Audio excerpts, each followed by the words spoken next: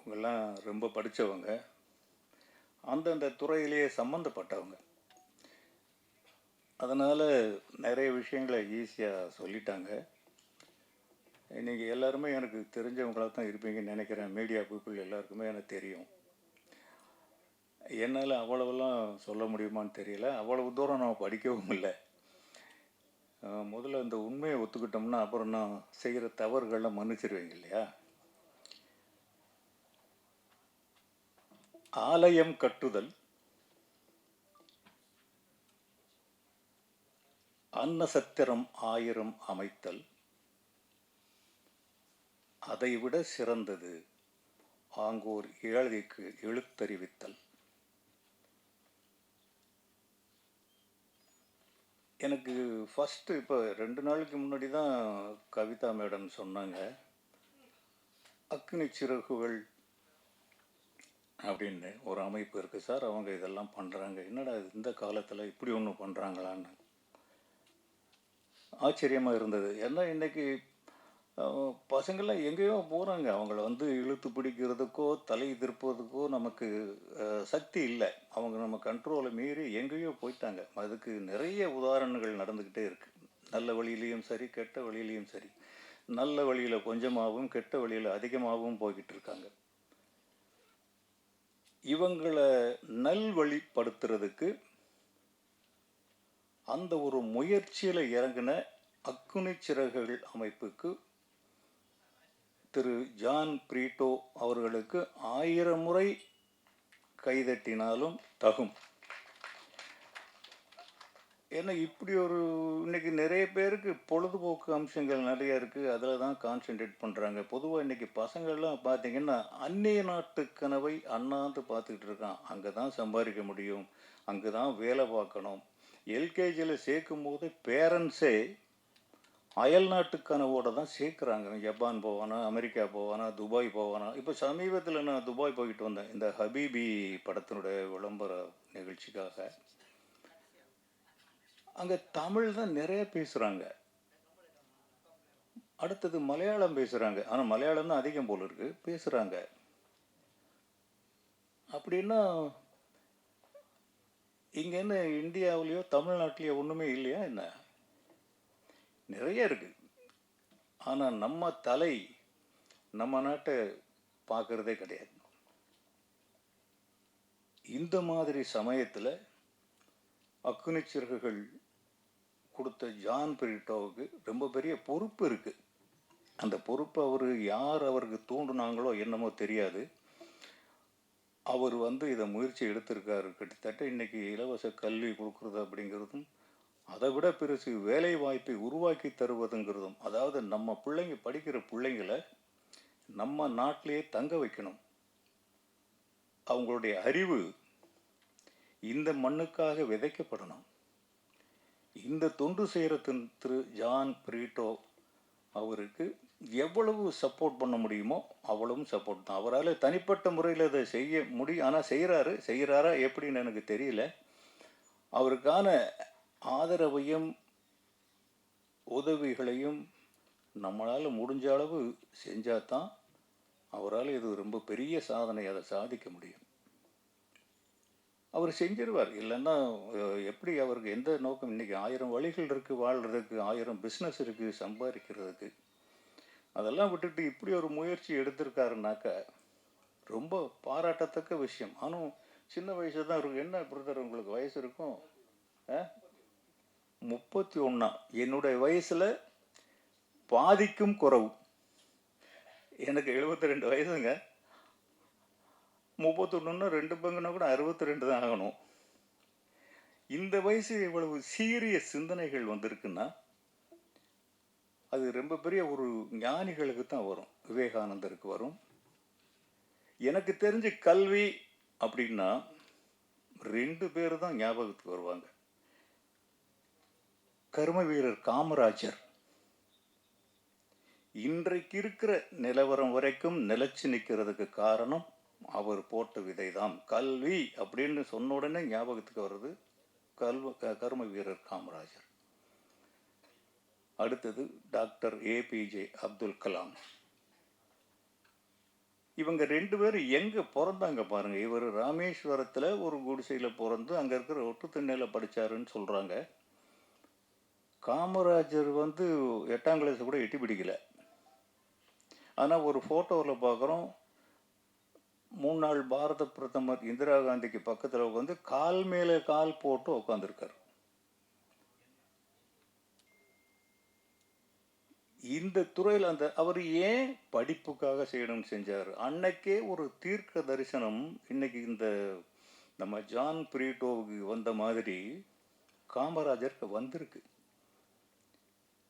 என் பிள்ளைங்க படிச்சாதான் இந்த நாடு முன்னேறும் அப்படின்னு இன்னைக்கு நிறைய நம்ம அங்கங்க போறோம். Tamil Nadu the best. தமிழ்நாட்டில் பிறக்கிறவங்க அத்தனை பேரும் தவம் பண்ணவங்க. மற்ற நாடுகளில் எங்கேயுமே அவ்வளவு பாதுகாப்பு கிடையாது, உத்தரவாதம் கிடையாது, ஒழுக்கம் கிடையாது. தமிழ்நாட்டில் அத்தனையும் இன்னும் இருக்கு. அதுலேயும் என்னுடைய ஊர் வந்து தேனி மாவட்டம், அதுக்கு பக்கத்தில் ஒரு குக் கிராமம். அதை பற்றி கொஞ்சம் தள்ளி சொல்கிறேன். ஏம்மா எவ்வளோ நேரம் எடுத்துக்கலாம்?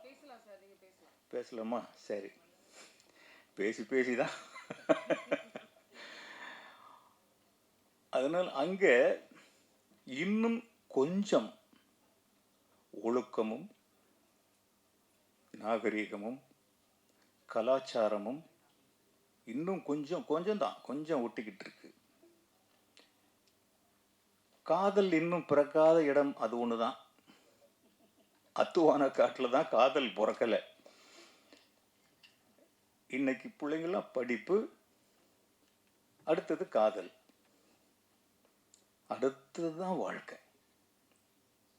ரொம்ப பேர் தடம் புரண்டு போனது. நேற்று கூட ஒரு நியூஸ் ஒன்று பார்த்தேன், கவின்கிற ஒரு கொலை செய்யப்பட்ட சம்மந்தமா.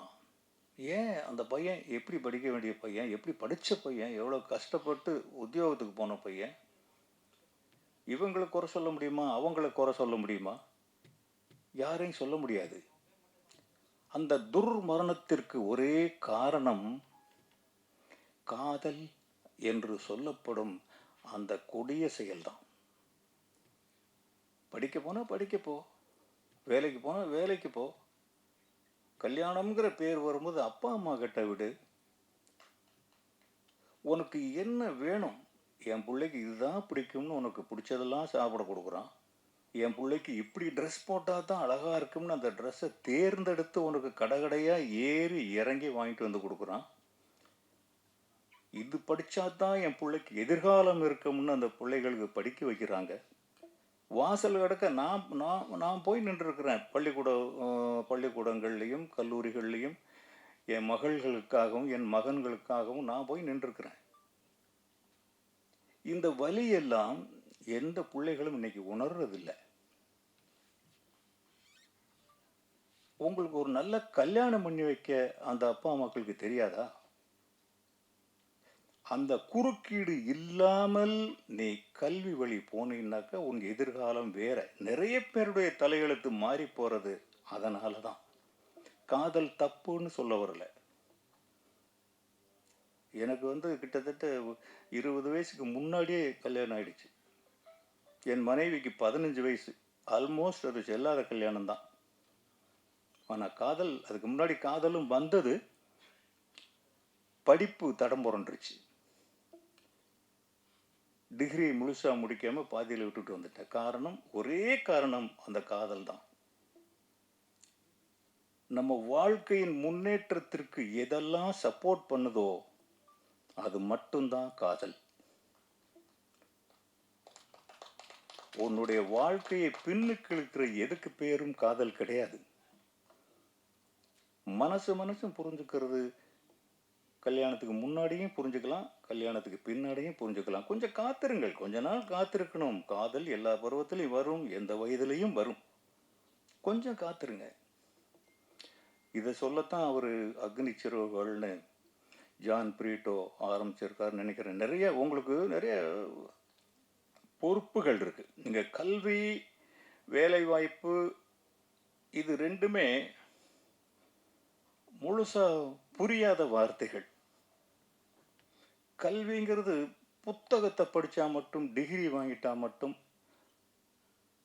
அந்த கல்வி நமக்கு கிடைச்சிடுறது இல்லை. வெறும் அந்த டிகிரியை மட்டும் வச்சுக்கிட்டு எனக்கு டிகிரி எந்த வகையிலையும் உதவி செய்யலை அப்படின்னு அவர் காமராஜர் வந்துருப்பாரா? டாக்டர் அப்துல் கலாம் இந்தியாவுடைய முதல் குடிமகனானார். அவர் அவ்வளவு படித்தவரா? இருந்தும் மாணவர்கள் பின்னாலேயே தான் சுற்றினார் அவர் வந்து ஏன்னா இந்தியா அங்கே தான் இருக்குது. நீங்கள் எடுத்துக்கிட்ட ஒரு முயற்சி டாக்டர் ஏபிஜே அப்துல் கலாம் அவங்க எடுத்துக்கிட்ட முயற்சி. அவர் எப்படிப்பட்ட ஞானி அப்படின்னா, எனக்கு அப்துல் கலாம்னா யாருன்னே தெரியாதுங்க. சென்னைக்கு வந்தப்போ கூட சும்மா நைட்டில் அப்படியே டிவியை நோண்டிக்கிட்டு தெரியும் அவர் ஒரு சயின்டிஸ்ட்டு. அப்போ அவரை கொண்டு போய் பிரசிடென்ட் ஆக்குறாங்க. அடப்பாவி, அவர் பாட்டில் விஞ்ஞானி நல்லா இருந்தார ஏன்டா பிரசிடென்ட் ஆக்குறீங்க? இவ்வளவு தான் அவர் மேலே நமக்கு இருந்த ஒரு அறிவு. அவரை பற்றி ஒரு குறிப்பும் தெரியாது. நைட்டு ஒரு 11 மணிக்கோ 10 மணிக்கோ சேனலில் போட்டுக்கிட்டே போகிறோம். ஒரு சேனலில் போடுறான், டாக்டர் ஏபிஜே அப்துல் கலாம் அவர்கள் மரணம் அப்படின்னு. இவன் ஏதோ தமாஷா போடுறான் போல இருக்குன்னு அடுத்து அடுத்து அடுத்து போடுறான். எந்த சேனல்லையுமே வரல. ஆனால் பக்குன்னு இதயத்தில் ஒரு சுருக்குன்னு குத்துது. அவர் மேலே எனக்கு காதல் கிடையாது, மதிப்பு கிடையாது, மரியாதை கிடையாது, அவருடைய வரலாறு கூட எனக்கு தெரியாது. ஒரு அட்டாக்கிங் கொடுத்தாரு பார்த்தீங்களா, அவன்தான் தலைவன். இதுக்கப்புறம் எல்லா சேனலும் பார்க்குறேன், வர வர வர வர அந்த நியூஸ் பெருசாக போடுறாங்க. என்னை அறியாமல் கண்ணில் இருந்து கண்ணீர் வருது. அதுதான் தலைவன். அது மாதிரி காமராஜர் அவர் பெரும் தலைவர். இன்னைக்கு வரைக்கும் தலைவர்னா காமராஜர் மட்டும்தான். அவர் ஒருத்தர் மட்டும்தான். என் பிள்ளைகள்னு தான் அவர் சொல்லுவார். என் பசங்க படிக்கணும்டா, என் பசங்க படிக்கணும்டா அப்படின்னு சொன்னவர் அவர் ஒருத்தர் தான். இன்னைக்கு இருக்கிற அமைச்சர்கள், அரசியல்வாதிகள் எல்லாருக்கும் எவ்வளவு சொத்து மதிப்பு இருக்கு, காமராஜருக்கு எவ்வளவு இருந்தது? 4 கதர் வேட்டியும் 55 ரூபா பணமும் இருந்ததுன்னு சொல்லுவாங்க. அந்த ஒரு தலைவர். அந்த வயசுல எனக்கு ரொம்ப பிராயம், இளம் பிராயத்திலேயே 6th ஏதோ படிச்சுக்கிட்டு இருக்கும்போது அவர் மேல் ஒரு ஈர்ப்பு வருது. அவர் மேடையில் நின்று கலைஞர் மாதிரி அடுக்கு மொழியில பேசுறவரும் இல்லை, வாஞ்சிநாதன் மாதிரி வீரவசனம் பேசுறவரும் இல்லை, நடிகர் திலகம் சிவாஜி கணேசன் மாதிரி அடுக்குமொழி பேசுகிறவரும் இல்லை. ரொம்ப சொற்பமாக, ரொம்ப ரொம்ப காலை நீட்டி உட்காந்துக்கிட்டு ரொம்ப எளிமையாக பேசுவார். அவர் எப்படி அந்த சின்ன குழந்தையான என்ன இருத்தார்? அதுதான் தலைவன். இன்னைக்கு ஹீரோக்கள்லாம், இன்னைக்கு தலைவர்கள்லாம் அலங்காரம் பண்ணிக்கிறாங்க, மேக்கப் பண்ணிக்கிறாங்க, வெளியில் வர்றாங்க, என்னென்னமோ நடக்குது. அது நமக்கு தேவையில்லாத ஒரு விஷயம். இந்த பணியை டாக்டர் அப்துல் கலாமும் கர்ம வீரர் காமராஜரும் செஞ்ச பணியை நம்ம ஜான் பிரிட்டோ கையில் எடுத்திருக்கார். இதை அவர் செவ்வனே செஞ்சிட்டாருன்னா, நம்மெல்லாம் முடிஞ்ச அளவுக்கு சப்போர்ட் பண்ணி செய்ய வச்சுட்டோம்னா, இதை விட ஒரு சீர்திருத்தம் தேவையே இல்லை. இன்னைக்கு கல்வியினால மட்டும்தான் இந்தியா சுபிட்சம் பெற முடியும். கல்வி இனிமேல் அடுப்படியில் தோசை சுட கூட போக முடியாது. பொண்டாட்டி நிமிர்ந்து நின்று பேச முடியாது. அவ்வளவு தூரம் கல்வியினுடைய ஆழம் வந்துருச்சு. கல்வி கற்காமலே எல்லார்கிட்டையும், எல்லா தொழிலாளர்கள்கிட்டையும் கல்வி அறிவு போயிடுச்சு. அறிவு வளர்ந்துருச்சு, மீடியாக்கள் வளர்ந்துருச்சு. மொபைல் ரொம்ப பெரிய சாதனையும் பண்ணுது, அதை விட பெரிய வேதனையும் தருது. அதுல இருந்து தான் இன்னைக்கு நிறைய கத்துக்கிறாங்க. அப்பா, அம்மா, அண்ணன், தம்பி, அக்கா, தங்கச்சியெல்லாம் சொல்றதை விட இதுதான் அவங்களுக்கு அட்ராக்ஷன். இந்த போட்டியில இந்த அக்னி சிறகுகள் அமைப்பு, ஜான் பிரிட்டோ எப்படி இந்த சவாலை ஏத்துக்கிட்டாருங்கிறதே ரொம்ப பெரிய ஆச்சரியமா இருக்கு. ஒரு ரொம்ப பெரிய உந்து சக்தி இல்லாமல் அவங்களால உத்வேகமா செயல்பட முடியாது. இன்னைக்கு சமுதாயம் அப்படித்தான் இருக்கு, கண்ணுக்கு தெரிஞ்ச வரைக்கும். இன்னும் ஏன் ஸ்கூல் பசங்க கிட்டேயே போதை கலாச்சாரம், சின்ன பசங்க 5ஆம் கிளாஸ் படிக்கிற பசங்க சரக்கு அடிக்கிறாங்கன்னு நியூஸ் வருது. பெண்கள் சமமா, அம்மா நீங்க கோவிச்சுக்காதீங்க, சரிக்கு சமம். நீங்களும் பெண்ணு தானோ? ரெண்டு பெண்களை வச்சுக்கிட்டு வேற வழி இல்லை. இததான் டைட்டில் ஆக்க போறாங்க சார். அதாவது பெண்கள் ஆண்களை மிஞ்சி சரக்கு அடிக்கிறாங்க, கடையில் போய் நின்று வாங்குறாங்க. நான் பெண்களுக்கு மட்டும் அந்த உரிமை இருக்கா இல்லையான்னு சொல்ல வரல. ஆனால் தெரிஞ்சோ தெரியாமலோ தாய் நாடு, தாய் மொழி, குலதெய்வம் மாரியாத்தா காளியாத்தான்னு சாமியிலிருந்து சகலமும் பெண்களை தான் நம்ம வணங்குறோம். இப்பவும் வணங்குறோம், நானும் வணங்குறேன். எனக்கு என் மனைவி தான் தெய்வம். என் மனைவி விஜயலட்சுமி தான் எனக்கு கண்கண்ட தெய்வம். அவங்கள மீறி நான் ஒன்றும் செய்யவே மாட்டேன். என் பிள்ளைகளுக்கும் அப்படி தான். அம்மா தான் தெய்வம், அப்பா கிடையாது, அம்மா தான் தெய்வம். ஆனாலும் இன்னைக்கு ஆண்களுக்கு சமமா போட்டி போட்டு பெண்ணுரிமை பெண்ணுரிமை பெண்ணுரிமை பெண் விடுதலை. ஆமா, நீங்க விடுதலை வாங்கிக்கங்க. சில பொறுப்புகள் பெண்கள் கிட்ட தான் அதிகமா இருக்கு. ஆம்பளைங்க செய்ய முடியாத பல சாதனைகள் பெண்கள் தான் செய்யறாங்க. ஆண்களோட பெண்களுக்கு அறிவு பலம் அதிகம், ஆண்களோட பெண்கள் கிட்ட சிக்கனம் அதிகம். நீங்கள் 1000 ரூபா சம்பளம் வாங்கி ஒரு ஆம்பளை குடும்பம் நடத்துறதுக்கும் ஒரு பொம்பளை குடும்பம் நடத்துறதுக்கும் நிறைய வித்தியாசம் இருக்குது. 2 பேர்கிட்ட ஈக்குவல் ஆளுக்கு ஒரு 10,000 கொடுத்தீங்கன்னா மாத கடைசியில் இவன் 5,000 ரூபா பத்தலைன்னு வருவான், அந்த அம்மா 2,000 ரூபா மிச்சம் வச்சிருக்குன்னு சொல்லுவா. இதுதான் பெண்கள். கொஞ்ச நேரத்துக்கு முன்னாடி சொன்ன பெண்கள் இதையும் கேட்டு பேலன்ஸ் பண்ணிக்கோங்க. அப்படிப்பட்ட பெண்கள் தடம் மாறி போகக்கூடாது. போட்டி போடுங்க. நீ என்ன உத்தியோகம் நானும் பார்ப்பேன். இன்னைக்கு ஆர்மியில் பெண்கள் வந்துட்டாங்க, போலீஸில் பெண்கள் வந்துட்டாங்க. எல்லா அலுவலகங்கள்லையும் எல்லா ஹோட்டல்ஸ்லையும் எல்லா இடத்துலையும் ரிசப்ஷன்னா பெண்கள் தான் வேணும்னு கேட்குறான். ஆம்பளை எங்கே இருக்கான்? இப்போ சொல்கிறேன், நீங்கள் எழுதி வச்சுக்கோங்க. அதிகபட்சம் 2 வருஷம் இல்லாட்டி 5 வருஷம் ஆம்பளை சமையல் வேலைக்கும் பெண்கள் சம்பாதிக்கிற வேலைக்கும் போகத்தான் போகிறாங்க. ஆல்மோஸ்ட் இப்போவும் அப்படி தான் இருக்குன்னு நினைக்கிறேன். இதில் நம்ம என்ன பண்ணுறோம் அப்படின்னா, குழந்தைகளை பற்றி யாரும் கவனிக்கிறதில்ல.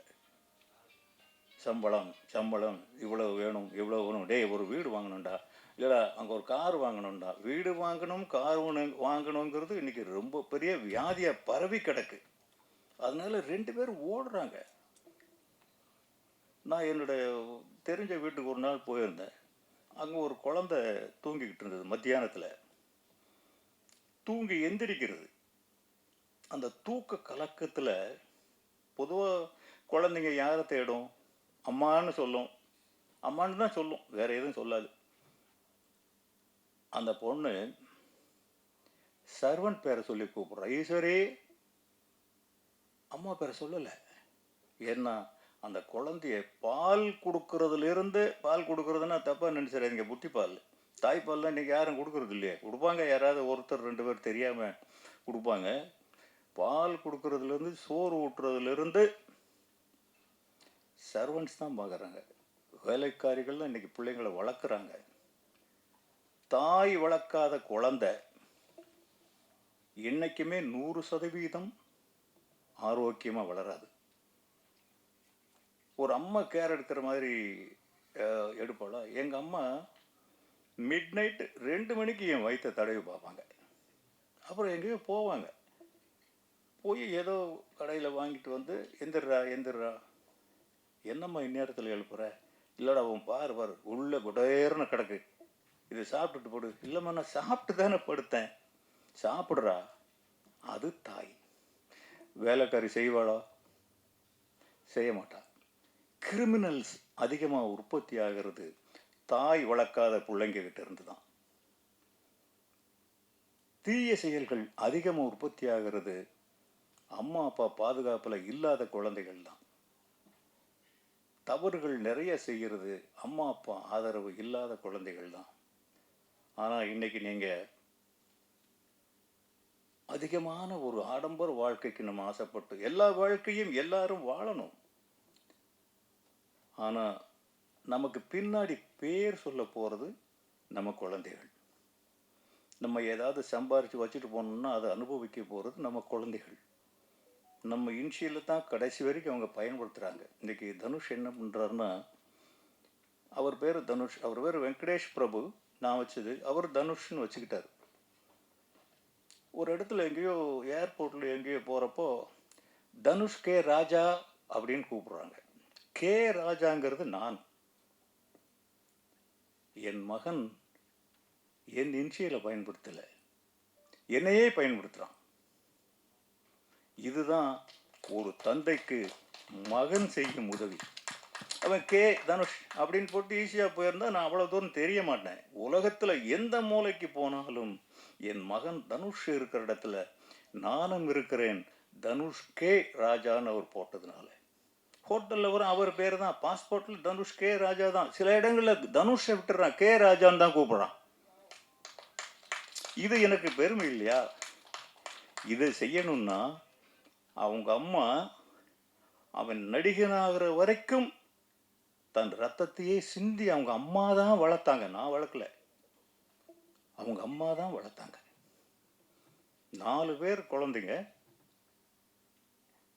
இந்த 4 பேரும் ஸ்கூலுக்கு போகணும். ஒரு சர்வெண்ட் வச்சுக்கிறதுக்கு அன்னைக்கு வசதி கிடையாது. காலையில் சமைச்சு சாப்பாடு கொடுத்து ட்ரெஸ் பண்ணி 4 பேரையும் கொண்டு போய் விட்டுட்டு வரணும். திருப்பி மத்தியானம் சாப்பாடு கொண்டு போய் கொடுக்கணும். 4 மணிக்கு ஏதோ டீயோ காஃபியோ ஏதோ பிஸ்கட்டோ கொடுக்கணும்னு சொல்லுவாங்க, அதுக்கும் அவங்க தான் போகணும். சாயந்தரம் போய் கூட்டிகிட்டு வரணும். இது எல்லாமே அப்பா அம்மா 2 பேருக்கும் இருக்கிற பங்கு தான். ஆனால் இதை செய்யறதுக்கு எனக்கு நேரம் இல்லை. அந்த ஒரு தாய், அந்த விஜயலட்சுமிங்கிற ஒரு தாய் தான் இத்தனை வேலையும் செஞ்சாங்க, இன்னைக்கும் செஞ்சுக்கிட்டு இருக்காங்க. ஆகையினால தாய் தகப்பன் பார்வையில் வளராத குழந்தைகள் இன்னைக்கு சமுதாய சீர்கேட்டுக்கு அதுதான் முக்கியமான ரீசன். ஒரு பிள்ளைங்க வீட்டில் ரொம்ப நேரம் அவன் ரூமில் லைட் எரியுதா, கொஞ்சம் எட்டி பார்க்கலாம், தப்பு கிடையாது. ஆனால் இன்னைக்கு இருக்கிற ஜெனரேஷனில் இருக்கிற ஃபாதர் மதர் அவங்களே மொபைலில் தான் மூழ்கி இருக்காங்க. ஒரு குழந்தை குவான்னு அழுதுனாக்க உடனே மொபைலை கொடுத்துட்றாங்க, அவன் அழுகி நிப்பாட்டிடுறான். அப்படியே சோத்தை ஊட்டுறாங்க, அவன் என்ன சாப்பிட்றான்னு தெரியாமல் அவன் பாட்டில் உள்ள அமுக்குறாங்க. இதை கூட அந்த அம்மாக்கள் செய்கிறதில்ல, அந்த வேலைக்காரிங்க தான் செய்கிறாங்க. இந்த சமுதாயத்துக்கு ஜான் பிரிட்டோ கல்வி கொடுக்கணும், வேலை வாய்ப்பு கொடுக்கணும்.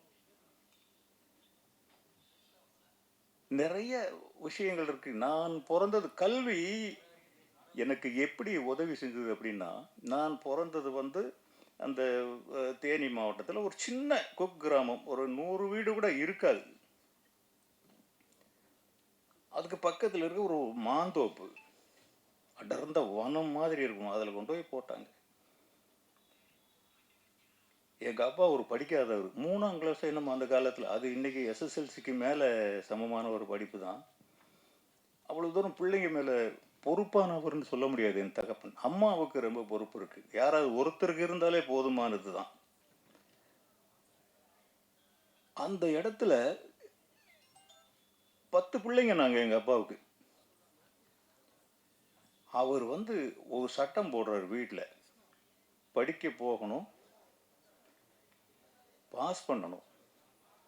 படிக்க போகலைன்னாலோ ஃபெயில் ஆகிட்டாலோ வீட்டில் மாடு நிறையா இருக்கும், மாடு மேய்க்கணும், விவசாய வேலை பார்க்கணும். மன்னிப்பெல்லாம் கிடையாது, மன்னிப்பெல்லாம் கிடையாது. அந்த ஒரு சட்டம், ஐயையோ மாடு மேய்க்க போகணுமே, ஐயையோ மம்புட்டி பிடிச்சி வெட்டணுமேன்ட்டு தான் பயந்துக்கிட்டு ஸ்கூலுக்கு போனோம். இன்றைக்கி இங்கே நிற்கிறேன் நான். அந்த அப்பா, ஒரு படிக்காத ஒரு அப்பா அந்த சட்டம் போடலைன்னா, அதுக்கு மேலே ஆசிரியர்கள், இன்னைக்கு ஆசிரியர்களே அடிக்கிற அளவுக்கு பிள்ளைங்க வளர்ந்தாச்சு. ஆனால் அன்னைக்கு 1ஆம் வகுப்பில் எனக்கு ஆனா அப்படின்னு சொல்லி கொடுத்தது சிவலட்சுமிங்கிற ஒரு ஆசிரியை. இன்னைக்கு அவங்களை இந்த இடத்துல சொல்ல வேண்டிய அவசியம் இருக்கு பாருங்க. அந்த ஆசிரியை கல்வி. ஹைஸ்கூல் சேதுராமன்கிற ஒரு தமிழாசிரியர், அவர் ஒரு முன்மாதிரி. அங்கே உத்தமபாளையம்னு அங்கே ஒரு கல்லூரி, பாண்டியராஜன் அப்படின்னு ஒரு விரிவுரையாளர். இந்த ஆசிரியர்கள் முன்னுதாரணமாக இருந்து எங்களை வழிநடத்தின விதம் தான் இன்னைக்கு இங்கே நிற்க வச்சிருக்கு. அந்த வேலையைத்தான் ஜான் பிரிட்டோ செஞ்சிட்டு இருக்காரு. அது சாதாரண வேலை கிடையாது. சரி, இதுக்கப்புறம் அந்த கிராமத்திலிருந்து மதுரைக்கு வந்து மெஜரா கோட்ஸுங்கிற நிறுவனத்தில் வேலை பார்த்தோம். அந்த வேலையை விட்டுட்டோம். அதுக்கப்புறம் சென்னைக்கு போகணுங்கிற ஒரு வாய்ப்பு வருது. சென்னைக்கு போகும்போது டைம் நிறைய எடுத்துக்கிறோம்னா, சரி, சாப்பாடும் தருவீங்களா? சரி. போகும்போது அன்னைக்கு உண்மையிலேயே உன்னுடைய தகுதியை நீ இழந்தால் உறவுகளிடத்திலே உனக்கு என்ன மரியாதை கிடைக்குங்கிறதுக்கு அது ஒரு உதாரணம். எனக்கு மனைவி செல்வராகவன் ஒரு குழந்தை பிறந்துட்டாரு. இப்போ வீட்டில் மரியாதை இல்லை. இந்த ஊரை விட்டு போயிடலான்னு முடிவு பண்ணும்போது எங்கே போகிறது? சென்னைக்கு போகணும். 50 ரூபா தான் இன்றைக்கி தேவை. சென்னைக்கு 16 ரூபா தான் டிக்கெட். அன்னைக்கு 1977 இருக்கும், இல்லாட்டி 78 இருக்கும். இந்த 50 ரூபா யாருமே கொடுக்கல. வீடு வசதியான வீடு. அண்ணன் கொடுக்கல, தம்பி கொடுக்கல, அக்கா கொடுக்கல, அம்மா கிட்ட இல்லை, அப்பா கிட்ட கேட்க முடியாது. 2 பொண்டாட்டி சமாச்சாரம் வீட்டில். அதுக்கப்புறம் அங்கேருந்து மதுரைக்கு பக்கத்தில் ஒரு கிராமத்தில் எங்கள் ரிலேட்டிவ் ஒரு லேடி, நீ வா நான் கொடுக்குறேன்னு சொன்னாங்க. என்னடா இந்த பொம்பளையை நம்பி போகலாமா என்னன்னு தெரியல. இருந்தாலும் வேறு வழி இல்லை. அந்த 3 வயசு பையனை தூக்கிக்கிட்டு சாயந்தரம் ஒரு 3 மணிக்கு அங்கே போகிறோம். அடேப்பா, விருந்து! அப்படி ஒரு விருந்து வைக்கிறாங்க. வாழ்க்கையில் நான் சாப்பிட்டதே இல்லை. அந்த மாதிரி ஒரு விருந்து வைக்கிறாங்க. அந்தம்மா விழுந்து விழுந்து எங்களை கவனிக்குது. ஆஹா, 50 ரூபா உறுதியாக கிடைச்சிரும் அப்படின்னா 4 மணி ஆச்சு, 5 மணி ஆச்சு, 6 மணி ஆச்சு, 7 மணி ஆச்சு, 8 மணி 9 மணி ஆயிடுச்சு. அருமையான சாப்பாடு போடுறாங்க. எனக்கு பணம்னு கேட்கறதுக்கு ஒரு மாதிரி தற்கொலை பண்ணிக்கிற மாதிரி இருக்கு. காசு இல்லாத போது தான் அந்த மான மரியாதையெல்லாம் நிறைய வரும். அந்த மாதிரி எப்படா இதை கேட்கறது? அந்த பொம்பளை, அந்த அம்மா சொல்லி தான் போயிருக்கோம். படுக்கிறதுக்கு தனியாக ஒரு அறை கொடுத்தாங்க. படுத்துட்டோம். என்னடா எனக்கு மட்டும் தூக்கமே வரல. குழந்தை தூங்கிட்டான். அவங்க விஜயலட்சுமியும் தூங்கிட்டாங்க. கடிகார மணி அடிக்குது 2ன்னு. 2 மணி ஆயிடுச்சு, இன்னும் ஒன்றும் வரலையே. நான் எதுக்கு தூங்காமல் இருக்கேன் அப்படின்னா அதை சொல்கிறேன். அப்போ என் மனைவி அந்த பக்கம் திரும்பி படுத்துட்டே கேட்குறாங்க, என்னங்க நீங்கள் தூங்கலையான்னு. ஏன்னா அந்த காலத்தில் பொறுப்புகள் முழுசும் 100க்கு 100 ஆம்பளை தலையிலேயே இருந்த காலம். அப்போ நமக்கு தானே கடமை ஜாஸ்தி. என்னங்க நீங்கள் தூங்கலையாங்கிற, என்னம்மா நீ தூங்கலையா? எனக்கு இதாகிடுச்சு. இல்லைங்க, நீங்கள் ஏன் இப்படி முழிச்சுட்ருக்கீங்க? இல்லைம்மா, அந்த அம்மா வீட்டில் மாமனாருக்கு தெரியாமல், புருஷனுக்கு தெரியாமல் காசு கொடுக்கணும் போல இருக்கு. ஒருவேளை நம்ம தூங்கிட்டோம்னா கொடுக்காம போயிடுச்சுன்னா, அதனால் முழிச்சுட்ருக்கேன். அவங்களுக்கு லேசாக கண் கலங்குச்சு. அவங்க சொல்கிறாங்க, ஏங்க எதுக்காக நம்ம இப்படி வந்து அடுத்த வீட்டில் படுத்துருக்கணும்? எனக்கு உங்கள் மேலே நம்பிக்கை இருங்க. நீ ரொம்ப பெரிய திறமைசாலி. நீங்கள் நல்லா வருவீங்க. விஜயலட்சுமி ஒரு தேவதை. கையில் 10 பைசா இல்லை. அடுத்த வேளை சோறு போடுறதுக்கு ஆள் இல்லை. அந்த அம்மாவுக்கு எங்கே இருந்து அந்த தைரியம் வருது? நீ ரொம்ப புத்திசாலி, நீ ரொம்ப நல்லா வருவேன்னா எங்கேருந்து வருதுங்களா? அப்படியே வந்துருந்தோம். காலையில் பொழுது விடிஞ்சிருச்சு. விடிஞ்ச உடனே என்ன ஒரு நிலைமையை பாருங்கள். நளன் தமயந்திக்கு வந்த நிலைமை அது. அந்த நிலைமையில் அங்கே ஏன் படுத்திருந்தேன், ஏன் கிளம்புனேன், எதுக்கு சென்னைக்கு போகணுங்கிறதுக்கு ஒரே சிந்தனை எனக்கு பலம் கொடுத்தது. என் அப்பன் எனக்கு கொடுத்த கல்வி. அந்த படிப்பு மட்டும் இல்லைன்னா அந்த மாந்தோப்புக்குள்ள இந்த காஞ்ச சருகுகளுக்குள்ளேயும் காஞ்சு போன ஓடை மணலுக்குள்ளேயும் அந்த முள்ளுக்காட்டிலையுமே முடங்கி இருப்பேன் நான். அன்னைக்கு கிளம்புனதுக்கு ஒரே காரணம், கல்விங்கிற 3வது கண் ஒன்று எனக்கு வழி காட்டிக்கிட்டே இருக்கு. இங்கே இருக்காது, நீ போயிடு. அதுக்காக கிராமத்தை விட்டு ஓடி போயிடுங்கிற நோக்கம் இல்லை. அந்த நிலைமையிலையும் எனக்கு துணையாக இருந்தது அந்த எஜுகேஷன் தான். கொஞ்சம்தான் செகண்ட் இயர் பிஏக்கு மேலே பண்ண முடியல. அந்த பாலா போன காதல் கெடுத்துருச்சு.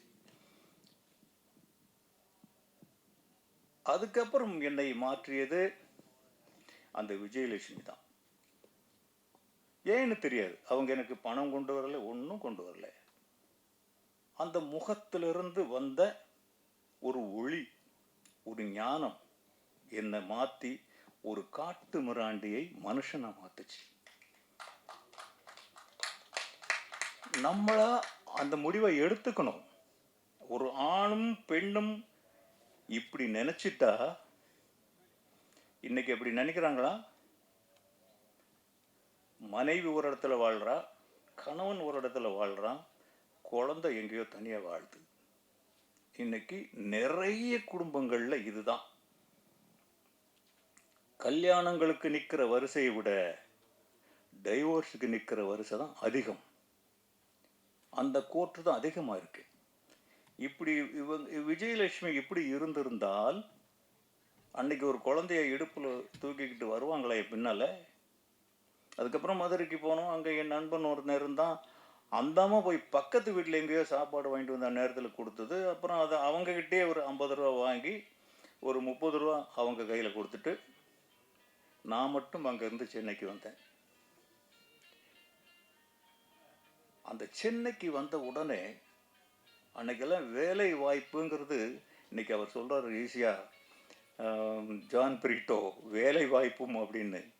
அன்னைக்கு ஒரு காதில் அப்படி ஒரு குரல் கேட்டிருந்ததுன்னா எனக்கு என்ன எங்கெங்கேயோ சிறகடிச்சு பறந்துருப்பேன். நான் வந்து இறங்கினா ஒரு இந்த ரேஸ் கோர்ஸ் சம்மந்தப்பட்ட ஒரு இதில் ஒரு வேலை கிடைக்கிது. 150 ரூபா சம்பளம். அன்னைக்கு 150 ரூபாங்கிறது ரொம்ப பெரிய விஷயம். கொஞ்சம் அந்த புக்கிங் எடுக்கிறது. அந்த ஓனர் என்ன பண்ணுறாரு அப்படின்னா, எல்லாருக்கும் கொஞ்சம் சுமாரான இடங்கள்லேயே போடுறாரு. அப்பா இந்த பையனை போடாதப்பா, இந்த பையன் கொஞ்சம் படித்தவன், இவனை டி நகரில் போடு. காரணம் கல்வி, அந்த படிப்பு. எங்கே போனாலும் உன் கூடவே தொடர்ந்து வர்றது விதியும் கல்வியும் தான். அதை மட்டும் கற்றுக்க வேண்டிய வயசில் ப்ராப்பராக கற்றுக்கிட்டா வேற சொத்தே உனக்கு தேவையில்லை. எங்கள் அப்பா எனக்கு எவ்வளவோ சொத்து எழுதி வச்சார். ரொம்ப பெரிய பணக்கார குடும்பம் என் குடும்பம் ஊரில். அதெல்லாம் தூக்கி எரிஞ்சிட்டு நான் சென்னைக்கு வந்தேன். இன்னைக்கு அதெல்லாம் யாரோ வித்துட்டாங்க. என் மனைவி கூட சொல்லுவாங்க, ஏங்க நமக்கு பிள்ளைகள் இருக்கு, இந்த சொத்தெல்லாம் அப்படியே விட்டுட்டீங்களே. விடுமா, கான்சென்ட்ரேஷன் எங்கே இருக்கணுமோ அங்கே இருக்கணும். நான் அதை விட இன்னைக்கு 1000 பங்கு உயர்ந்திருக்கிறேன். காரணம் கல்வி, படிப்பு. ஜான் பிரிட்டோ எத்தனை பேருக்கு இந்த நம்பிக்கையை கொடுப்பாரோ எனக்கு தெரியல. அதுக்கப்புறம் சினிமா துறைக்கு வந்தாச்சு. சினிமா துறைக்கு வந்த உடனே ரொம்ப பெரிய தன்னம்பிக்கையை கொடுக்குறதுங்க சினிமா, கல்வி. ஒன்றுமே தெரியாமல் சென்னையில் இறங்கி ஒரு மாதிரி ஒல்லியாக கண்ணங்கரேர்னு தட்டை குச்சிக்கு ட்ரெஸ் போட்ட மாதிரி இருப்பேன். அந்த காலத்தில் இருந்து சென்னையில் யாருமே தெரியாது. இங்கே வந்து வாழ்ந்து போராட்டங்களை சமாளித்து சினிமா துறைக்குள்ளே வந்து இயக்குனராகி இந்த எல்லா இடத்துலையுமே என்னுடைய அனுபவங்களை விட, நான் சேகரித்த அனுபவங்களை விட என் கல்விதான் எனக்கு ஒரு கண்ணாக இருந்து வழிகாட்டுச்சு. இந்த முயற்சியை எடுத்திருக்காரு ஜான் பிரிட்டோ. என்னுடைய படங்கள்லாம் முடிஞ்சு துள்ளுவோத இளமை எடுத்தாச்சு. துள்ளுவத இளமை எடுத்த உடனே அதுக்கப்புறம் படங்கள் நிறைய வந்தது தனுஷ்க்கு. எல்லாருமே அந்த மாதிரி 4 பேர் பசங்க. துள்ளுவத இளமை எல்லாரும் பார்த்துருப்பீங்க, பார்க்காட்டி கூட கேள்விப்பட்டிருப்பீங்க. 4 பேர், 2 பேர் பிரதர்ஸ் இப்படியே கேட்குறாங்க.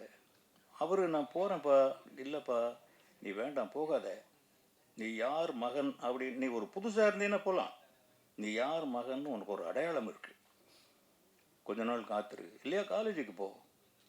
அவர் பெட்டிஷன்லாம் போட்டுட்டாரு, அப்ளிகேஷன் போட்டுட்டாரு. இல்லைப்பா இந்த காலேஜ் எந்த காலேஜெல்லாம் செலக்ட் பண்ணுறோம் நாங்கள். இப்போ ஒரு நாள் நைட்டு ஒரு 2 மணி 2:30 மணி இருக்கும். நான் உட்காந்து ஏதோ ஸ்கிரிப்ட் எழுதிட்டு இருந்தேன். அப்போ மெதுவாக என்னுடைய பொண்ணுங்களை பற்றி உங்களுக்கு சொல்லி ஆகணும். 2 பெண்கள் எனக்கு. நான் அந்த 2 பசங்க தான் எல்லாருக்குமே தெரியுது. 2 பெண்கள், 2 பேருமே சென்னை சிட்டியில் தலை சிறந்த மருத்துவர்கள், தலை சிறந்த சினிமாக்காரர்கள் அப்படின்னு சொல்கிறத விட என் மகள்களை நான் படிக்க வச்சேன்னு சொல்கிறது தான் எனக்கு ரொம்ப பெரிய பெருமை. அவங்க கணவர்களும் மருத்துவர்கள் தான். அதில் அந்த 2வது பொண்ணு வருது, அவங்க கைனகாலஜிஸ்ட். அப்போவே அப்போ தான் 2nd இயரோ 3rd இயரோ ஏதோ. மெதுவாக பதுங்கி கிட்ட வர்றாங்க. நான் என்னம்மா இந்நேரத்தில் வர்ற? இல்லைப்பா உங்ககிட்ட கொஞ்சம் பேசணும். என்ன பேச போகிற இந்நேரத்தில்? இல்லை செல்வா அண்ணா ஒரு கதை சொன்னால், அவர் யார்கிட்டையும் ஒர்க் பண்ணல, அவர் பண்ணது ரொம்ப பெரிய கூத்து. அவர் வந்து மெக்கானிக்கல் இன்ஜினியர், கோல்டு மெடலிஸ்ட். அவர் என்ன பண்ணாருன்னா 2nd இயர் படிக்கும் போதே ஒரு நாள் வேகமாக வந்து அப்படி புக்கை அப்படி தூக்கி எறிஞ்சார். அப்படியே ஹாயாக சோஃபாவில் போய் உட்காந்தாரு. அம்மா காஃபி அப்படின்னா, எனக்கு அவனுடைய ஆட்டிடியூடு வேறு மாதிரி இருந்தது. என்னப்பா ஒரு மாதிரியாக இருக்க? இல்லைப்பா இனிமேல் நோ காலேஜ். பக்குங்குது. என்னடா இவன் அந்த அந்த அந்த என்ஜினியரிங் சீட்டு வாங்கிறதுக்கு தவம் இருந்திருக்கும். சினிமாவிலோட அவ்வளோ கஷ்டப்படல நான். அந்த ஒரு என்ஜினியரை வேண்டாங்கிறான். ஏன்பா இனிமேல் என்ன பண்ண போகிற? அவனை சினிமாவான். அப்புறம் என்னமோ நான் ரொம்ப கோவக்காரன், எனக்கு அன்றைக்கு கோவம் வரல. கொஞ்சம் அப்படியே கண்ட்ரோல் பண்ணிவிட்டு, பையன் வேறு மாதிரி இருக்கான் கேட்கணும். எதுக்குப்பா சினிமா? இல்லைப்பா எனக்கு மைண்டில் அதுதான் இருக்குது, படிப்பில் கான்சன்ட்ரேஷன் இல்லை. அப்புறம் கொஞ்சம் நேரம் மூச்சு வாங்கிக்கிட்டு சொன்னேன், இல்லை தம்பி, சினிமா உங்கள் அப்பா சென்னைக்கு வர்றதுக்கு முன்னாலேயும் இருந்தது, உங்கள் அப்பா காலத்துலையும் இருக்குது, உங்கள் அப்பாவுக்கு பின்னாலையும் இருக்கும். ஆனால் படிப்பு அப்படி இல்லை ராஜா. நீ எங்கே போனாலும் உனக்கு பின்னால் ஒரு டிகிரி வேணும். எப்படி என்னுடைய இனிஷியல் கேன்னு முன்னால் போடுறியோ அது மாதிரி உன் பேருக்கு பின்னாலையும் 2 எழுத்து இருந்தால் தான் உனக்கு மரியாதை கிடைக்கும். அதை நீ வாங்கு, நானே உன்னை சினிமாவில் கொண்டு போகிறேன்ன. பொய் தான் சொன்னேன், 100க்கு 100 200% பொய். எப்படியாவது அவனை காலேஜுக்கு போக வைக்கணும். மறுநாள் வந்து பேசலை, புக்கோடு தான் காலேஜுக்கு வந்தான். மெரிட்டில் பாஸ் பண்ணிட்டான். அதே மாதிரி தான் வந்தான். டாடி, அதுக்கு முன்னாடி அவர் அமெரிக்காவுக்கு அனுப்புறதுக்கான ஒரு வேலையை செஞ்சு வச்சுருந்தேன் நான். அங்கே போய் அந்த டெக்ஸ்டைலில் படிச்சுட்டு அங்கேயே சினிமாவும் படிக்கிற மாதிரி. டெக்ஸ்டைல் மட்டும் படினா போக மாட்டான்னு எனக்கு தெரியும். இப்படி ஒன்றே சேர்த்து அனுப்பலான்னு சொல்லி சொன்னேன். ஓ, என்னை நாடு கடத்துறதுன்னு பிளான் பண்ணிட்டீங்களா? அதெல்லாம் நடக்காது, நீங்கள் சொன்னீங்கல்ல, டிகிரி வாங்கிட்டு வந்து கொடுத்துட்டேன். எனக்கு என்ன சொன்னீங்க? நீங்கள் சினிமாவில் சேர்த்து விட்றேன்னு. இப்போ நீங்கள் சொன்னதை செய்யுங்க. இப்படி அவர். இப்போ தான் என் மகள் வந்து, அண்ணன் ஒரு கதை வச்சுருக்கான். எனக்கு துள்ளுவதோ இளமைக்கு அப்புறம் இந்த பையனை என்ன பண்ணுறதுன்னு தெரில. அவன் ஹாலிடேஸில் முடிக்க வேண்டிய படம் பல ஹாலிடேஸ் போயிடுச்சு, ஸ்கூல் டேஸ் போயிடுச்சு, எஜுகேஷனே போயிடுச்சு தனுஷ்க்கு. அவன் அதுலேயே அழறான். நல்லா படிக்கிற பையன். அந்த கதையை என்னம்மா பண்ணணும் அப்படின்னு. நீங்கள் கேளுங்க, நீங்கள் கேட்பீங்களா? ஓ, நீ வந்து டாக்டருக்கு படிக்கிறத விட்டுட்டு கதை சொல்கிறத ஆரம்பிச்சிட்டியா நீயே? சரி சொல்லு. அந்த பொண்ணு கதை சொல்லுறது கேட்டுக்கிட்டே இருக்கேன். ரொம்ப நல்லா இருக்குது ஸ்கிரிப்டு. சரிம்மா, இது என்ன பண்ணணும்? படமாக எடுக்கணும். யார்? நீங்கள் தான். யார் டைரக்டரு? செல்வா தான். யார் நடிக்கிறது? தனுஷ் தான். ஈஸியாக அந்த அந்த வயசுக்கு தகுந்த படப்படன்னு சொல்லிட்டு போகுது. இதை சொல்லிட்டு இருக்கும்போதே பெரிய பொண்ணு வருது, விஜயலட்சுமி வர்றாங்க. இப்போ தான் பக்குன்னு நம்ம ஒரு சதி வலையில் மாட்டிக்கிட்டோம் அப்படின்னு உட்காந்துருக்கு. ஏன்னா எங்கள் வீட்டில் எப்போவுமே பெண்களுடைய சட்டம் தான் அதிகம். அவங்க போடுற சட்டத்தை மாற்றுறதுக்கு முடியவே முடியாது. சரி, அவங்க ஏன் எவ்வளோ பேருக்கு நீங்கள் என்னென்ன செஞ்சுருக்கீங்க? மகனுக்காக ஒரு படம் பண்ணுங்களேன். விஜயலட்சுமி சொல்கிறாங்க, ஏமா இது அவன் யார்கிட்டையும் ஒர்க் பண்ணலை, இந்த படம் எடுக்கணும்னா ஒரு 4 கோடி ரூபா தேவைப்படும், எப்படிம்மா எடுக்கிறது, அவனை நம்பி போடுறது? பெரிய பொண்ணு சப்போர்ட் பண்ணுறாங்க, இல்லைப்பா அவன் பண்ணிவிடுவான், எங்களுக்கு நம்பிக்கை இருக்குது, ரொம்ப நல்லா சொல்கிறான், ஃபுல்லாக எழுதி வச்சுருக்கான். என்னடா இது, இப்போ என்ன முடிவு எடுக்கிறது? அப்போ விஜயலட்சுமி கேட்குறாங்க, இப்போ எவ்வளோ கடன் இருக்குது? இருக்கம்மா ஒரு 2.5-3 கோடி ரூபா இருக்கும். இந்த படம் எடுக்கிறதுக்கு 4 கோடி ஆகும். பெத்த பிள்ளை தானே, கடன் வாங்குங்க. அந்த மாதரசி சொல்கிறாங்க, கடன் வாங்குங்கன்னு. சரி, கடன் வாங்குறதுன்னு முடிவு பண்ணோம். ஒரு காதல் கொண்டேன் வந்தது.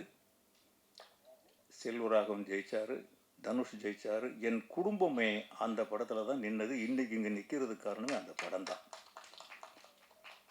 இதுக்கெல்லாம் காரணம் சினிமா அறிவில்லை, கல்வி. இந்த முடிவை நீ எடு அப்படின்னு எனக்கு தீர்மானம் கொடுத்தது அந்த எஜுகேஷன். செல்வராகவன் படித்த படிப்பு, அவன் படத்தில் பாருங்கள், நான் எடுத்த படம் மாதிரி இருக்கவே. என் படத்தில் நல்லா தெரியும், இது ஒரு பட்டிக்காட்டான் எடுத்த படம், நல்லா தெரியும். அவன் படம் என்கிட்ட இன்னும் துள்ளுவது இளமை எடுக்கிறதுக்கு ஐடியா கொடுத்தது அவர் தான் கொடுத்தார். கல்வி அங்கே வரை கூட வருது, இன்னைக்கும் கூட வருது. அதனால் இந்த கல்விங்கிறதுல உங்களுக்கு இன்னொரு கூட கொஞ்சம் பொறுப்பு இருக்கு. புத்தகங்களை படிக்க வைப்பது மட்டும் கல்வி அல்ல. இன்னைக்கு நம்ம கிரிக்கெட் இருக்கு, இந்த கிரிக்கெட்டுக்கு எவ்வளவு முக்கியத்துவம், எத்தனை பேர் பாதுகாப்பு, எத்தனை கோடி டர்ன் ஓவர், அரசியல் எவ்வளவு, இராணுவம் எவ்வளவு, இதுல எந்த முக்கியத்துவமாவது விவசாயத்துக்கு கொடுக்கப்படுதா? விவசாயி தான் உலகத்துக்கே கடவுள். அவன் சோறு போட்டா தான் இராணுவ வீரன் நெஞ்ச நிமித்தி எதிரியை சுடுறான்னு மார்பை காட்ட முடியும். இந்த கிரிக்கெட்டுக்கார முடிச்சு பேட் அடிக்க முடியும். இதில் ஒரு பகுதியாவது செலவு பண்ணி அந்த விவசாயத்தை பாதுகாத்தா. இப்போ கூட சமீபத்தில் வந்த அரசியல் கட்சிகள்லாம் கொடுத்த அறிவிப்புகள்லாம் பார்த்தேன். ஒருத்தர் கூட விவசாயத்துக்குன்னு ஒன்றுமே சொல்லலை. நீங்கள் இந்த மாணவர்களுக்கு கூட அந்த விவசாயத்தையும் சேர்த்து சொல்லி கொடுத்தீங்கன்னா இந்த நாடு, விவசாயம் இல்லாத எந்த நாடுமே செழிக்காது. விவசாயம்தான் முக்கியம். எனக்கு கலப்பை பிடிச்சி உழ தெரியும், மண்வெட்டி பிடிச்சி வெட்ட தெரியும், விதைக்க தெரியும், எல்லா வேலையும் செஞ்சுட்டு தான் இங்கே வந்திருக்கு. இன்றைக்கும் எனக்கு சினிமா இல்லைன்னா போடா, நான் பாட்டில் ஒரு 10 ஏக்கர் நிலத்தை வாங்கிட்டு உழுது பொழைச்சிருவேன். அது இல்லைன்னா நீங்கள் அதை செய்யலாம், உங்களுக்கு ஒரு வாய்ப்பு கிடச்சிருக்கு, அதையும் ஒரு பாடமாக வைக்கலாம். இல்லை இதுக்கு வர்றவங்க இப்படி வரணும்னா இது பண்ணியிருக்கணும். இப்போ காந்தி கிராமம்னு ஒரு யூனிவர்சிட்டி இருக்குது, அங்கே நான் விசிட்டிங் ப்ரொஃபஸராக வச்சுருக்கேன். அக்ரி ஃபோர்ஸ்னு சொல்லி தனியாக ஒரு இயக்கமாக வச்சுருக்கிறோம். சொல்லுங்கள். அசட் அக்ரி ஃபோர்ஸ்னு சொல்லி தனியாக ஒரு இயக்கமாக வச்சுருக்கிறோம். ஒரு முக்கியமான நோக்கம் வந்து அழிவின் விளிம்பில் இருக்கக்கூடிய அகில், முகில், கருங்காலி, மருதம், வில்வம், விழுப்பை, வேம்பு, இது மாதிரி எண்ணற்ற மரங்கள்லாம் இருக்குது, நம்ம மண் சார்ந்த மரங்கள்லாம். இதை பற்றி நான் ஆல்ரெடி ஒரு மீடியாலையும் பேசியிருக்கேன். அந்த மரங்களை மட்டுமே பள்ளி குழந்தைகள்கிட்ட கொண்டு போய் அதோட விழிப்புணர்வை சொல்லி கொடுத்து அவங்களையே அதோட வளர்க்க வச்ச ஒரு பயன்களையும் அனுபவிக்க வச்சுட்ருக்குறோம். இது கடந்த ஒரு 8-9 வருஷமாக அதை பண்ணிட்டு தான் இருக்கிறோம். அதுபோக இப்போ இயற்கை வேளாண்மை பற்றி நான் பர்சனலாக கற்றுக்கிட்டு இருக்கிறேன். கொஞ்சம் ஊரில் இருக்கிற என்னோடய விவசாய நிலங்களில் முழுமையாக நான் முதல்ல கற்றுக்கிட்டதுக்கப்புறம் என்னோடய தம்பி தங்கச்சிங்களுக்கு அதை சொல்லிக் கொடுக்குறதுக்கு முயற்சி பண்ணுறேங்க. இல்லை, அது வரைக்கும் நீங்கள் காத்திருக்க வேண்டியதில்லை. நீங்கள் விவசாயத்துக்கு டீச்சரை போடாதீங்க, ஒரு விவசாயி பிடிச்சிட்டு வந்து சொல்லிக் கொடுக்க சொல்லுங்கள். அவன் தான் கரெக்டாக சொல்லுவான். இங்கே புடுறா கலப்பைய. ஏன்னா முன்னாடி இருந்து இதெல்லாம் பண்ணுங்கன்னு சொன்னால் அவங்க பண்ணுவாங்க. டீச்சர் வச்சோம்னா எந்த டீச்சர் பேச இல்லை, இந்த காந்தி கிராம யூனிவர்சிட்டியில் அப்படி இருக்குங்க. அது நிறைய நடந்து போகிறதுக்கு வழிகள் நிறையா இருக்கும். அங்கே நான் தான் ஆனரரி ப்ரொஃபஸராக போயிட்டுருக்கிறேன். சினிமா பற்றி தான் சொல்லிக் கொடுக்க சொல்கிறாங்க. விவசாயத்தை பற்றி சொல்லிக் கொடுக்க சொன்னால் நல்லா சொல்லிக் கொடுப்பேன். கட்டாயம் அங்கே அவங்க விவசாயம் பண்ணுறாங்க. மாணவர்களுக்கு கூட்டு போயிடுங்க. கண்டிப்பாக கட்டாயம் நீங்கள் வந்து மாணவர்களுக்கு அவங்க விவசாயம் கற்றுக் கொடுக்குறாங்க. அது இருந்தால்தான் நீங்கள் செய்கிறது உண்மையான தொண்டு. இன்னைக்கு அதர்வைஸ் வெறும் படிப்பு வழி நடத்த உதவும், அறிவை மாற்றும். அதில் ஒன்றும் சந்தேகம் கிடையாது. அவன் கை நாட்டாக இருக்கிறத விட இது கொஞ்சம் பெட்டர், கொஞ்சம் மேல் தான். அன்னைக்கு ரொம்ப பெரிய தவறுகள்லாம் செய்கிறது படித்தவன் தான். படிக்காதவனுக்கு ஒன்றுமே தெரியாது. எத்தனை லட்சம் கோடிகளுக்கு கடன் வாங்கிட்டு வெளிநாட்டில் போய் தப்பிச்சிருக்கவங்களாம் எவ்வளோ ஒரு கிரிமினல்ஸு, எவ்வளோ படித்தவனுங்க. படித்தவங்க கையிலையும் திட்டம் போடுறவங்க கையிலையும் தான் மாட்டிக்கிட்டு முழிக்குது நாடு.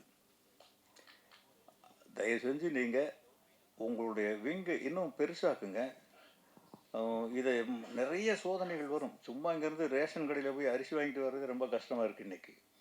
இந்த பசங்களை அந்த போதை கலாச்சாரத்திலிருந்து காப்பாற்றுறது தான் நம்ம எல்லாருக்கும் தாய் தகப்பன் ஆசிரியர் ஆசிரியைகள் எல்லாருக்குமே அதுதான் முதல் கடமையாக இருக்கணும். அதனால் கற்பொழிப்பு கலாச்சாரம் இதெல்லாம் மாறணும்னா எஜுகேஷன். இன்னும் ஒரு 1000 பிரீட்டோக்கள் வரணும், அக்னி சிறுவர்கள் வரணும். ஜான் பிரீட்டோ இன்னும் நல்லா வளர்ந்து ரொம்ப பெருசாக சாதிக்கணும். அவர் இன்னும் நிறைய விழாக்கள் நடத்தி நம்மெல்லாம் அதில் போய் கலந்துக்கணும். நம்ம ஆதரவுகள் என்றைக்கும் அவருக்கு இருக்குது. நன்றி, வணக்கம். சார், அநேகமாக இந்த மேடையில் தான் நீங்கள் நிறைய வாழ்க்கை பற்றிலாம் பேசியிருக்கீங்க. அதுக்கு ரொம்ப நன்றி சொல்லணும். ஒரே ஒரு கேள்வி சார் உங்ககிட்ட. இந்த போயஸ் கார்டனுக்கும் இந்த அரசியலுக்கும் மிகப்பெரிய தொடர்பு இருக்குது. ஒரு பவர்ஃபுல்லான ஒரு இடம் சென்னையிலன்னு சொல்லலாம். நிறைய அரசியல் பிறந்திருக்கு. உங்கள் குடும்பத்தில் இல்லை, சென்னையிலே பவர்ஃபுல்லான இடம் கோபாலபுரம் தான்.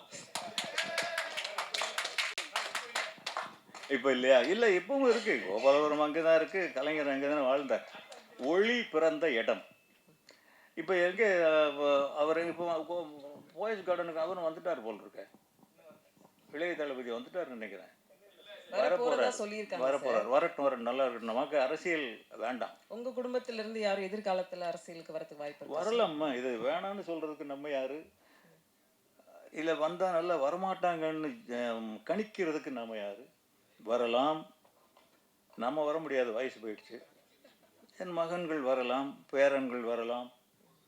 தனுஷா வருவாங்களா? அதான் அது எனக்கு தெரியாதுமா, நான் சொல்ல முடியாது.